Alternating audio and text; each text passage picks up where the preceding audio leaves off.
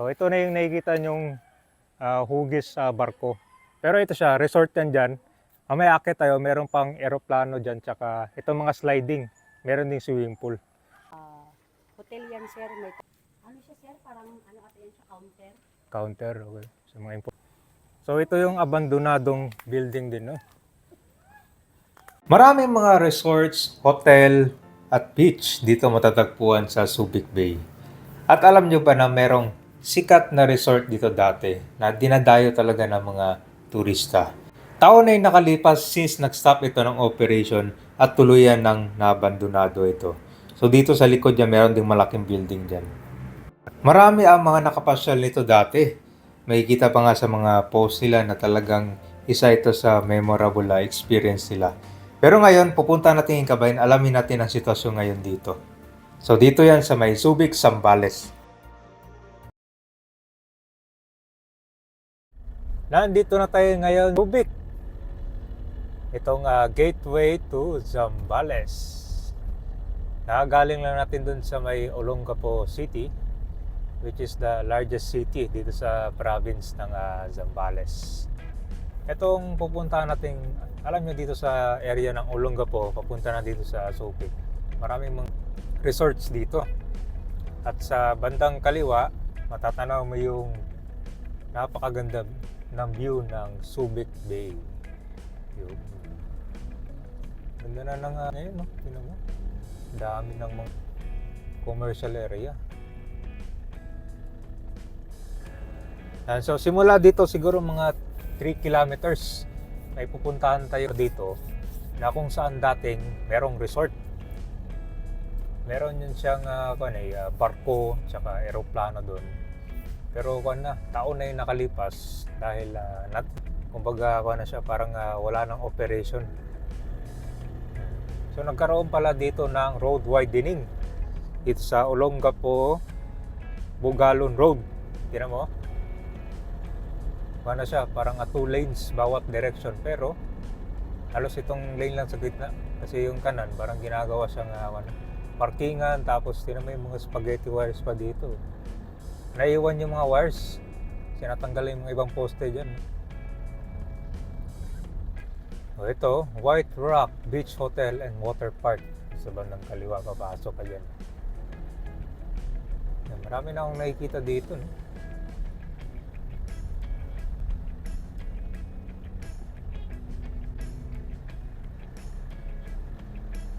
So halo-halo pala dito, may mga residential, may mga commercial, no? Na lugar. So ito siya, paakyat pa kasi itong pupunta natin na abandonadong resort.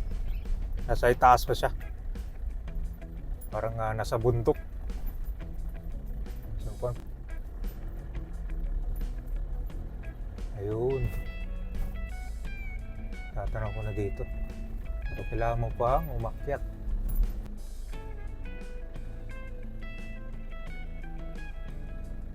So medyo malayo siya dito.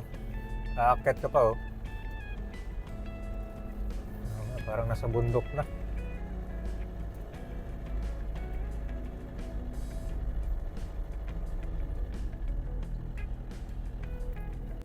So dito natin maglalakad tayo kasi medyo maliit yung kalsada, no? So ito pala siya, mayroong kuwan dito, malaking gate. Sarado siya. Ayun. So dito pala sa kalsada, mabubungad mo na agad yung barko doon. Kaya lang yung kalsada niya, parang nagbago. Oh. Oh, may tinayuan kasi dito ng tower. Oh. Ayun. So marami lang mga kabayan dito.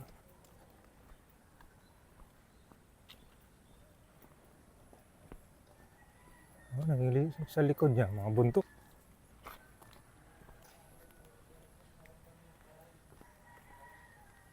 Oo nga. Kung makikita mo kabayan, kuwan siya, resort. May sliding, may swimming pool. So kuwan na siya, nilulumot. Dahil matagal na rin nakatingga. Ito yung barko. Grabe guys, oh. Barko nakakit dito sa bundok.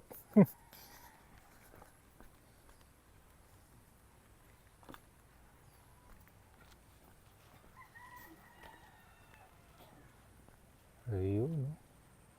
Malaki.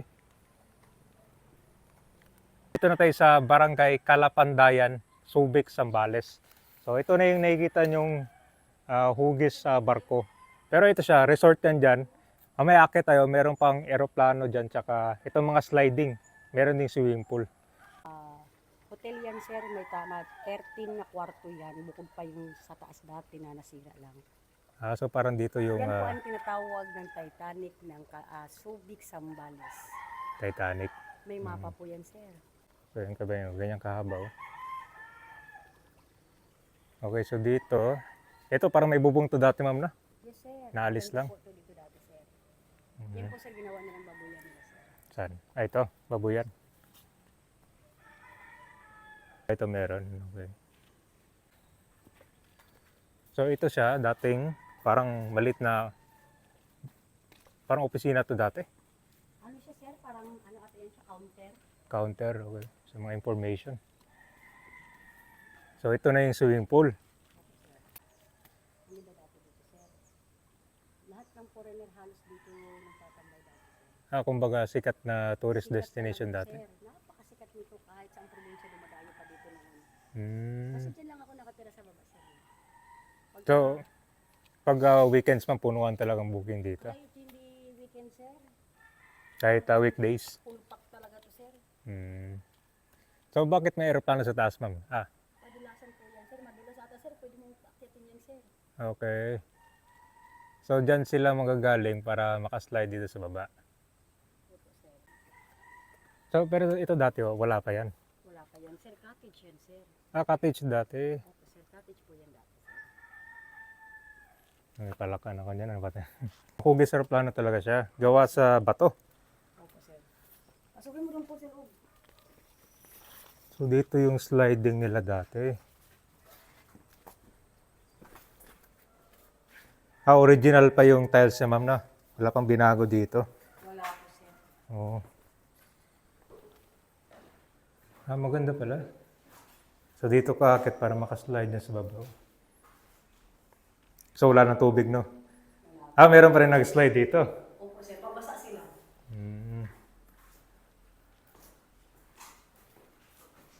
So, dito sarado na pala.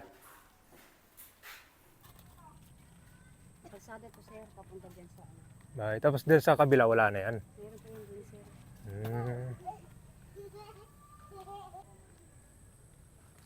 So, dito na tayo sa taas ka ba? Doon na tayo galing sa baba kanino. Sa taas niya. Silipin mo ako nandun yung kuwali natin.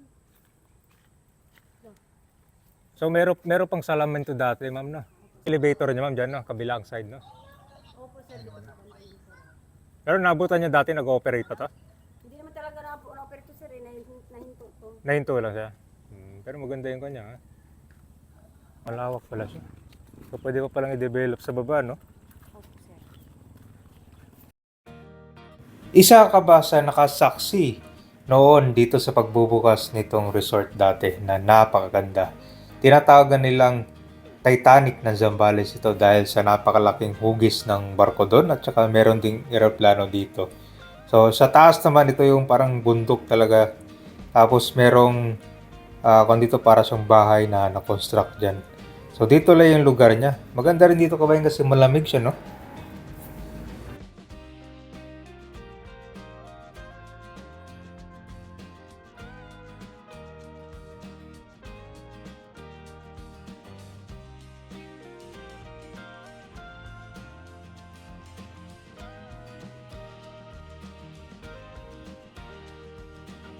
May kayong mapupuntang hotel, resort, mall dito sa may Zambales. So, kitang-kita mo kabayan, no, napakaganda ng view ng Subic Bay na to. Malapit lang ito sa Olongapo City, ha, the largest city in Zambales province naman.